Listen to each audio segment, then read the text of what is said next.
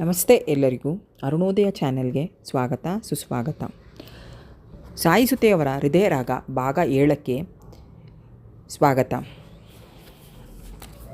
ಗಂಡನ ಮಾತಿನಿಂದ ಪ್ರಭಾಳ ಕಣ್ಣಲ್ಲಿ ನೀರಾಡಿತು. ಅದು ಆನಂದದ ಕಣ್ಣೀರೋ ಇಲ್ಲ ದುಃಖದ ಕಣ್ಣೀರೋ ಅವಳಿಗೆ ಗೊತ್ತಾಗಲಿಲ್ಲ. ಅಷ್ಟಕ್ಕೆ ಸರಿಯಾಗಿ ಬೇಳೆ ಬೆಂದ ವಾಸನೆ ಪಸರಿಸತೊಡಗಿತು. ಅವಳಿಗೆ ವಾಂತಿ ಉಮ್ಮಳಿಸಿ ಬಂತು. ಬಾತ್ರೂಮ್ಗೆ ಹೋಗಿ ವಾಂತಿ ಮಾಡಿ ಬಂದ ಪ್ರಭಾ ಸುಸ್ತಾದಳು. ಚಂದ್ರಮೋಹನ್ ಮಡದಿಯನ್ನು ಎದೆಗೊರಿಸಿಕೊಂಡು ಗ್ಲೂಕೋಸ್ ನೀರು ಕುಡಿಸಿದ. ಅವಳು ಸಾವರಿಸಿಕೊಂಡು ಅಡಿಗೆ ಮಾಡಿದಾಗ ಅದನ್ನು ನಿಸ್ಸಹಾಯಕನಾಗಿ ನೋಡುತ್ತಿದ್ದ. ಎಲ್ಲರ ಜೊತೆ ಊಟಕ್ಕೆ ಕುಳಿತರು. ಚಂದ್ರಮೋಹನಿಂದ 2 ತುತ್ತು ಹೆಚ್ಚಾಗಿ ಊಟ ಮಾಡಲಾಗಲಿಲ್ಲ. ಕೈ ತೊಳೆದು ಎದ್ದು ಬಿಟ್ಟ. ಅವರುಗಳದೆಲ್ಲ ಊಟ ಮುಗಿದ ಕೂಡಲೇ ಪ್ರಭಾ ಕೋಣೆಗೆ ಬಂದು ಹಾಸಿಗೆ ಮೇಲೆ ಉರುಳಿದರು. ಅವಳ ಕಣ್ಣೀರು ದಿಂಬನ್ನು ತೋಯಿಸಿತು. ಮದುವೆಯಾದ ಮೇಲೆ ಪ್ರಥಮವಾಗಿ ತಾಯಿಯನ್ನು ನೆನೆಸಿಕೊಂಡು ಅತ್ತಳು. ಹೆಚ್ಚು ಹೊತ್ತು ಕೂಡಲು ಇಷ್ಟಪಡದ ಚಂದ್ರಮೋಹನ್ ಎದ್ದು ಕೋಣೆಗೆ ಬಂದ. ಅವಳು ಊಟ ಮಾಡದೇ ಬಂದುದನ್ನು ಕಂಡಿದ್ದ. ಮಂಚದ ಮೇಲೆ ಕುಳಿತು ಮಡದಿಯನ್ನು ತನ್ನೆಡೆಗೆ ತಿರುಗಿಸಿಕೊಂಡು, ಪ್ರಭಾ ನೀನು ಎಂದು ಏನೋ ಹೇಳಲು ಹೊರಟದವನು ಅವಳ ಕಣ್ಣೀರನ್ನು ಕಂಡು ಅರ್ಧದಲ್ಲೇ ನಿಲ್ಲಿಸಿದ. ಅವನ ಕೈ ಮಡದಿಯ ಕಣ್ಣೀರನ್ನು ತೊಡೆಯಿತು. ಪ್ರಭಾ ನೀನು ಈಗ ಅತ್ತರೆ ನಿನ್ನ ಮಗನೋ ಮಗಳು ಅಳುಮುಂಜಿಯಾಗಿ ಆಗ್ತಾರಲ್ಲ. ಮೊದಲನೇ ಸಲ ಮಡದಿಯ ತಾಯ್ತನದ ವಿಷಯದ ಬಗ್ಗೆ ಮಾತಾಡಿದ. ಪ್ರಭಾ ಅವನ ಕೈಯಿಂದಲೇ ಮುಖ ಮುಚ್ಚಿಕೊಂಡಳು. ಚಂದ್ರಮೋಹನ್ ಮಡದಿಗೆ ಮೂಸಂಬಿ ರಸ ಟಾನಿಕ್ ಕುಡಿಸಲು ಲಲ್ಲೆಗೆರೆದ. ಬೆಳಗ್ಗೆ ಪ್ರಭಾಳಿಗೆ ಎಚ್ಚರವಾದರೂ ಏಳಲಾರದಷ್ಟು ಆಲಸ್ಯವಾಗಿತ್ತು. ಇದನ್ನು ಗಮನಿಸಿದ ಚಂದ್ರಮೋಹನ್ ತಾನೇ ಹೋಗಿ ಕಾಫಿ ಮಾಡಿಕೊಂಡು ಬಂದು ಕುಡಿಸಿದ. ಹೊರಗಿನ ಕೆಲಸವನ್ನೆಲ್ಲ ಮಾಡುವುದಕ್ಕೆ ಆಳು ಇದ್ದಿದ್ದರಿಂದ ಅದರ ಬಗ್ಗೆ ಆತಂಕವಿರಲಿಲ್ಲ. ಆದರೆ ಅಡುಗೆ ಸುಭದ್ರಮ್ಮ ಎದ್ದು ಅಡುಗೆ ಮನೆಗೆ ಬಂದಾಗ ಅದು ಯಥಾಸ್ಥಿತಿಯಲ್ಲಿ ಇತ್ತು. ಯಾವುದೋ ಚಟುವಟಿಕೆಯೂ ಕಾಣಲಿಲ್ಲ. ಬಂದಾಗಿಂದ ಅಣ್ಣ ಅತ್ತಿಗೆ ಅವರ ಮಕ್ಕಳು ಪ್ರಭಾಳ ಬಗ್ಗೆ ಇಲ್ಲದ್ದು ಸಲ್ಲದ್ದು ಹೇಳಿ ಅವರ ಮನಸ್ಸನ್ನು ಕೆಡಿಸಿಬಿಟ್ಟಿದ್ದರು. ಈಗ ಪ್ರಭಾ ಬೇಕೆಂತಲೇ ಮಲಗಿದ್ದಾಳೆ ಎಂದು ಊಹಿಸಿಕೊಂಡರು. ಪ್ರಭಾ ಪ್ರಭಾ ಎಂದು ಜೋರಾಗಿ ಅಡುಗೆ ಮನೆಯಿಂದಲೇ ಕೂಗಿದರು. ಪ್ರಭಾಳ ಬದಲು ಚಂದ್ರಮೋಹನ್ ಬಂದ. ಅಮ್ಮ ಅವಳು ಮಾಮೂಲು ಸ್ಥಿತಿಯಲ್ಲಿಲ್ಲ. ಅವಳಿಗೆ ಬಯಕೆ ಸಂಕಟ ತಲೆದೂರಿದೆ. ಇದನ್ನು ತಾಯಿಯು ಮನೆಗಂಡು ತನ್ನಲ್ಲಿ ಹೇಳಿ ಸಂತೋಷಿಸಬೇಕಾಗಿತ್ತು. ಆದರೆ ಇಲ್ಲಿ ಎಲ್ಲ ವಿರುದ್ಧವಾಗಿದೆ. ಸುಭದ್ರಮ್ಮನವರು ಮೊದಲೇ ಊಹಿಸಿಕೊಂಡಿದ್ದರು. ಮೊಮ್ಮಂಗ ಬರುವ ಸುದ್ದಿ ಅವರಿಗೂ ಸಂತೋಷವೇ. ಆದರೆ ಯಾಕೋ ಸೊಸೆಯ ಪ್ರತಿಯೊಂದು ಕೆಲಸದಲ್ಲೂ ತಪ್ಪು ಹುಡುಕುತ್ತಿದ್ದರು. ಉದಾಸೀನವನ್ನು ಅವರಿಗೆ ಕಾಣುತ್ತಿತ್ತು. ಮಗನ ಮಾತಿಗೆ ಯಾವ ಪ್ರತಿಕ್ರಿಯೆಯನ್ನು ತೋರಿಸದೆ ಸುಮ್ಮನಾದರು. ಲಕ್ಷ್ಮೀಪತಿಗಳು ಚಂದ್ರಮೋಹನಿಂದ ಸುದ್ದಿ ತಿಳಿದು ಸಂತೋಷದಿಂದ ಕುಣಿದಾಡಿಬಿಟ್ಟರು. ಸಂಜೆ 4ರ ಬಗ್ಗೆ ಹೂವು ಹಣ್ಣುಗಳನ್ನು ಕೊಂಡು ಪ್ರಭಾಳನ್ನು ನೋಡಲು ಬಂದರು. ಅವರು ಬಂದಾಗ ಮನೆ ಸಡಗರದಿಂದ ಕೂಡಿತ್ತು. ವೆಂಕಣ್ಣನವರು 2ನೇ ಮಗಳನ್ನು ಯಾರೋ ನೋಡಲು ಬಂದಿದ್ದರು. ಈ ಹುಡುಗನ ತಂದೆಯನ್ನು ನೋಡಿದ ತಕ್ಷಣ ತಾವೇ ಮಾತನಾಡಿಸಿದರು. ಗುರುತು ಹಿಡಿದು ಅವರು ಚನ್ನಪಟ್ಟಣದವರಾಗಿದ್ದರು. ಇವರು ಅಲ್ಲಿದ್ದಾಗ ವಾಸ ಮಾಡುತ್ತಿದ್ದ ಬೀದಿಯಲ್ಲೇ ವಾಸಿಸುತ್ತಿದ್ದರು. ಪ್ರಭಾ ಮಾವನನ್ನು ಕೋಣೆಗೆ ಕರೆದೊಯ್ದು ತಿಂಡಿ ಕಾಫಿ ಇತ್ತು ಉಪಚರಿಸಿದಳು. ಅವರ ಬ್ಯಾಸ್ಕೆಟ್ನಲ್ಲಿ ತಂದಿದ್ದ ಹೂವನ್ನು ನೋಡಿ, ಮಾವ ಇದೆಲ್ಲ ಏಕೆ ಎಂದಳು. ಈಗ ಹೆಣ್ಣು ಮಕ್ಕಳಿಗೆ ಏನೇನೋ ಬಯಕೆ ಇರ್ತೈತಂತಮ್ಮ, ಅವೆಲ್ಲ ನನಗೆ ಗೊತ್ತಾಗೋದಿಲ್ಲ. ನಿನಗೆ ಯಾವ ಹೂ ಮುಡಿಬೇಕೋ ಅನ್ನಿಸುತ್ತೋ ಯಾರಿಗೆ ಗೊತ್ತು. ಅದಕ್ಕೆ ಎಲ್ಲ ಹೂವನ್ನು ತಂದೆ. ಅವರ ಅಂತಃಕರಣ ಅವಳ ಕಣ್ಣಲ್ಲಿ ನೀರು ತರಿಸಿತು. ತಂಗಿಯ ನೆನಪು ಅವರ ಕಣ್ಣಲ್ಲಿ ನೀರು ತರಿಸಿತು. ಪ್ರಭಾಳಿಗೆ ತಮಗೆ ತಿಳಿದ ಎಷ್ಟೋ ಎಚ್ಚರಿಕೆಗಳನ್ನು ಕೊಟ್ಟು, ನಾಳೆ ದಿನ ನಿಮ್ಮತ್ತೆಯವರನ್ನು ಕೇಳಿ ಕೆಲವು ದಿನ ಕರೆದೊಯ್ಯುತ್ತೇನೆ ಎಂದು ಹೇಳಿ ಲಕ್ಷ್ಮೀಪತಿಗಳು ಮನೆಯ ದಾರಿ ಹಿಡಿದರು. ಹೆಣ್ಣು ನೋಡಲು ಬಂದ ಚನ್ನಪಟ್ಟಣವರು ದೊಡ್ಡ ಬಿರುಗಾಳಿಯನ್ನೇ ಎಬ್ಬಿಸಿ ಹೋಗಿದ್ದರು. ಪ್ರಭಾಳ ತಾಯಿ ಸಂಧ್ಯಾಳ ಬಗ್ಗೆ ಇಲ್ಲಸಲ್ಲದನ್ನು ಹೇಳಿ ಪ್ರಭಾ ಸರಿಯಾದ ತಾಯಿ ತಂದೆಯರಿಗೆ ಹುಟ್ಟಿದ ಮಗಳಲ್ಲವೆಂದು ಹೇಳಿ ಹೋಗಿದ್ದರು.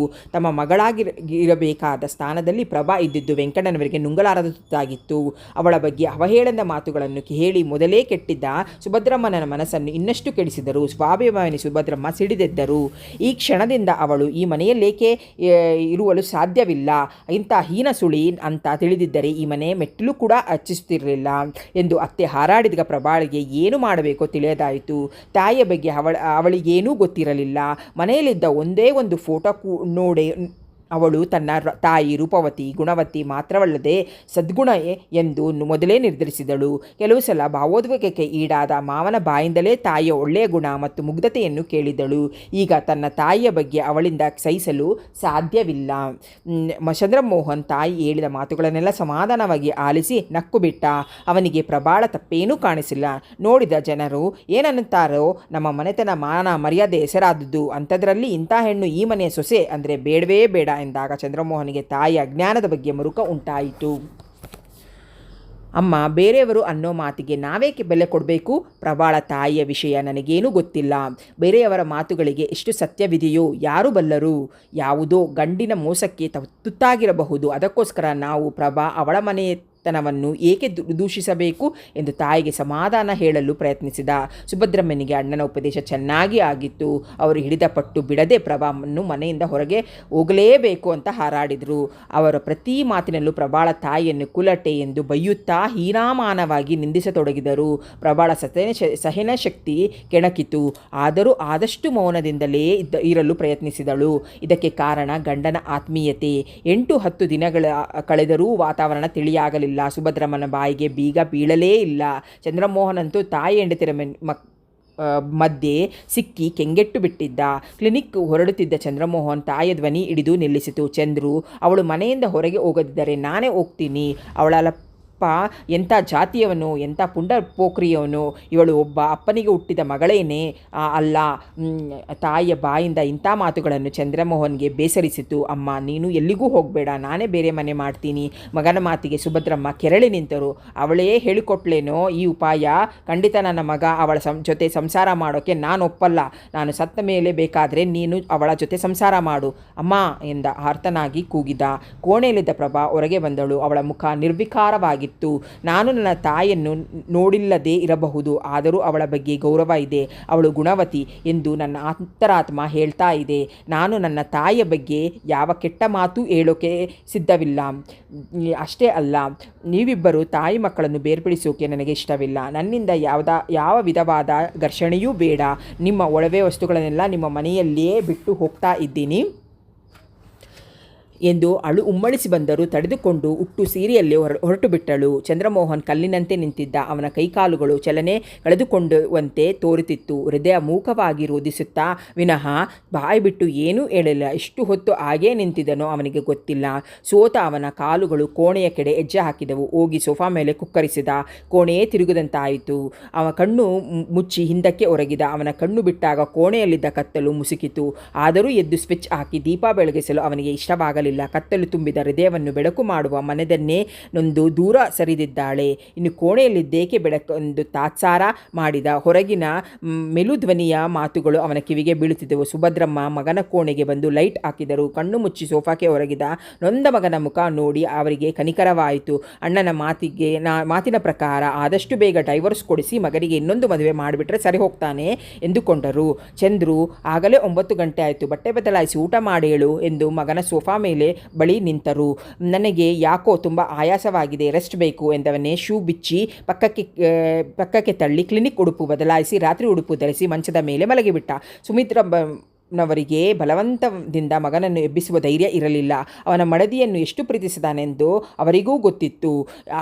ಅನುರಾಗಪೂರಿತ 2 ಹೃದಯಗಳನ್ನು ಬೇರೆ ಮಾಡಿದ ಶಾಪ ತಮಗೆಲ್ಲಿ ತಟ್ಟುವುತೋ ಎಂದು ಒಂದು ಕ್ಷಣ ಹೆದರಿದರೂ ಮರುಕ್ಷಣವೇ ಧೈರ್ಯ ತಂದುಕೊಂಡು ಆದಷ್ಟು ಬೇಗ ಮಗನ ಹೃದಯದಿಂದ ಅವಳನ್ನು ತೊಡೆಯಲು ನಿರ್ಧರಿಸಿದರು. ಅಡಿಗೆ ಮನೆಗೆ ಹೋದ ಸುಭದ್ರಮ್ಮ ಅಣ್ಣ ಅತ್ತಿಗೆಯ ಬಳಿ ಚರ್ಚಿಸಿ 1 ಲೋಟ ಹಾಲು ಹಿಡಿದು ಮಗನ ಕೋಣೆಗೆ ಬಂದರು. ಚಂದ್ರು, ಹಾಲನಾದರೂ ಕುಡಿಯಪ್ಪ ಎಂದರು ತಾಯಿ ಮಮತೆಯಿಂದ.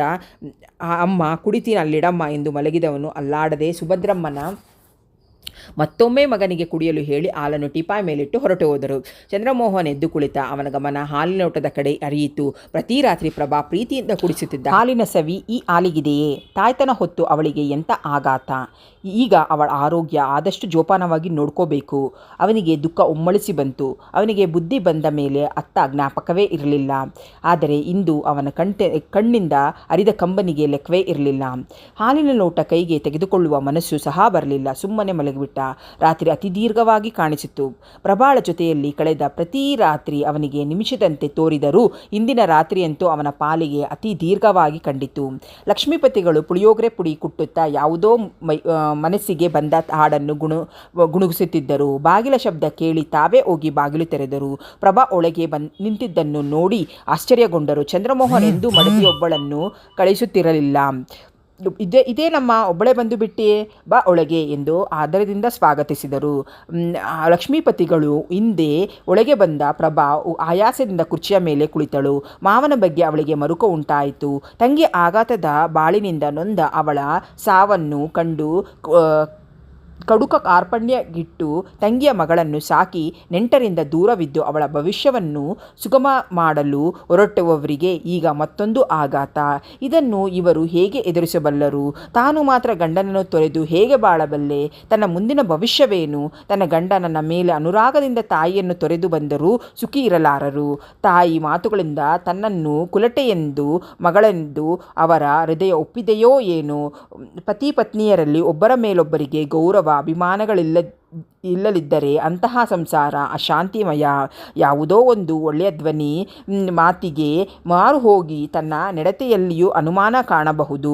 ಕಾಮಾಲೆ ಕಣ್ಣಿನವರಿಗೆ ಲೋಕವೆಲ್ಲ ಹಳದಿಯಂತೆ. ಅತ್ತೆಯ ಕಣ್ಣಿಗೆ ಹಾಗಾಗಲು ಸಾಧ್ಯವಿದೆ. ಒಂದೇ ಮಾತನ್ನು ಹಲವಾರು ಬಾರಿ ಕೇಳಿದರೆ ಮನನವಾಗುವುದುಂಟು. ಅವರ ತಾಯಿಯ ದುರ್ಬೋಧನೆಗೆ ಕಿವಿಗೊಟ್ಟು ತನ್ನನ್ನು ಹೀನಾಯವಾಗಿ ಕಂಡರೆ ಬೇಡ, ಖಂಡಿತ ಬೇಡ. ಅವರ ವಿಶ್ವಾಸಗಳನ್ನು ಪಡೆದ ಅವರಲ್ಲಿ ಉದಾಸೀನೆಯನ್ನು ಕಾಣಲಾರೆ. ತಾಯಿಯ ಹಾಗೆ ಸತ್ತು ಪತಿತೆ ನಿಮ್ಮಮ್ಮ ಎಂದು ಜನ ಕೊಳ್ಳುವ ಹಾಗೆ ನಾನು ಮಾಡಲಾರೆ. ಛಲದಿಂದ ಬಾಳಿ ತೋರಿಸುವೆ.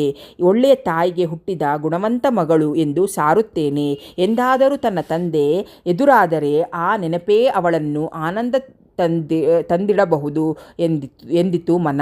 ಆದರೆ ಅವರು ತನಗೆ ಸಿಕ್ಕುವರೇ? ಅವರು ಯಾರು ಎಂದು ಇಂದಾದರೂ ಮಾವನ ಬಾಯಿಂದ ತಿಳಿಯಬೇಕೆಂದು ನಿರ್ಧರಿಸಿದಳು.